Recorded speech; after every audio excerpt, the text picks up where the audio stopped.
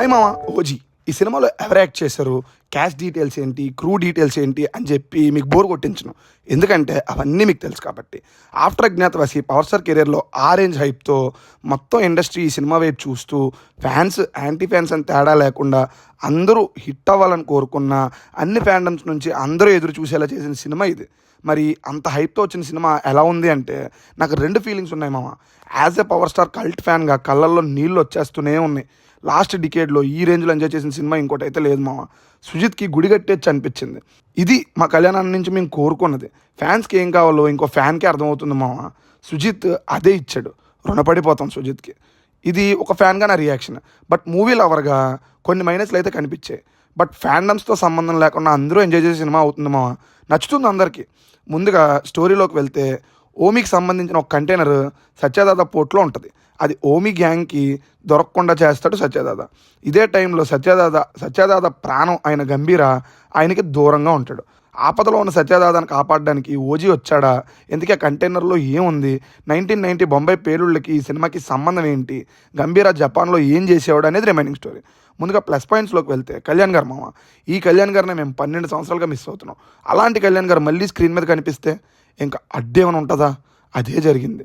Intro, interval, police station scene, climax scene, more than enough మామ. మనం పెట్టిన డబ్బులకి. నెక్స్ట్ తమన్ ప్రాణం పోస్తాడు సినిమాకి. వైజాగ్ మెలోడీ థియేటర్లో చూశాను. సౌండ్కి చాలామంది చెవులు మూసుకొని చూశారు మామ. మెయిన్గా ఇంటర్వెల్ సీన్లో అయితే తమన్ విశ్వరూపం చూపించాడు. బిర్యానీ, మండి, ఫుల్ మిల్స్ ఇలా ఏదైతే అది తమన్కి ఇంట్లో దొరికేస్తుంది మామ. నెక్స్ట్ సుజిత్ తన హీరోని తను ఎలా చూడాలి అనుకుంటున్నాడో అలా చూపించాడు మామ. ఫ్యాన్ బాయ్ సంభవం అని చెప్పొచ్చు. నెక్స్ట్ ప్రభాస్ ఫ్యాన్స్కి ఒక సర్ప్రైజ్ ఇచ్చాడు.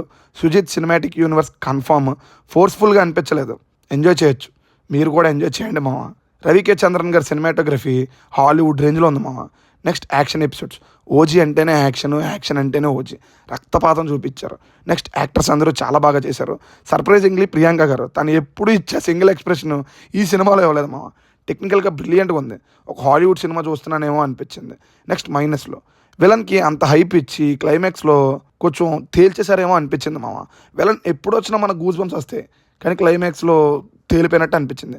నెక్స్ట్ సెకండ్ హాఫ్లో Arjun Das flash back story చెప్పేటప్పుడు తొందరగా అయిపోతే బాగుందని కూడా అనిపించింది మామ. హీరో హీరోయిన్ ట్రాక్ కూడా చాలా రెగ్యులర్గా అనిపించింది. నెక్స్ట్ స్టోరీ చాలా అంటే చాలా రెగ్యులర్ స్టోరీ మామ. మనం ఇలాంటి స్టోరీలు ఒక వందలు చూసేసి ఉంటాం. వీళ్ళు ట్రైలర్లోనే ప్రామిస్ చేశారు కాబట్టి సినిమా తీయటానికి వీళ్ళు ఎంచుకున్న విధానం కూడా దాన్ని పెద్దగా పట్టించుకోకుండా చేసింది. ఓవరాల్గా నాకైతే చాలా నచ్చింది. మీరు కూడా వెళ్ళండి.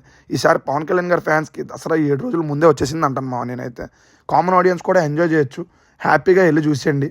బ్లడ్ షెడ్ కొంచెం ఎక్కువ ఉంది. ఫ్యామిలీతో వెళ్ళేటప్పుడు అది కొంచెం ఇబ్బంది పెట్టచ్చు. నెక్స్ట్ ఎంజాయ్ చేసేయండి మామ. నెక్స్ట్ ఇంకో మంచి రివ్యూతో మళ్ళీ కలుద్దాం. బాయ్ మామ.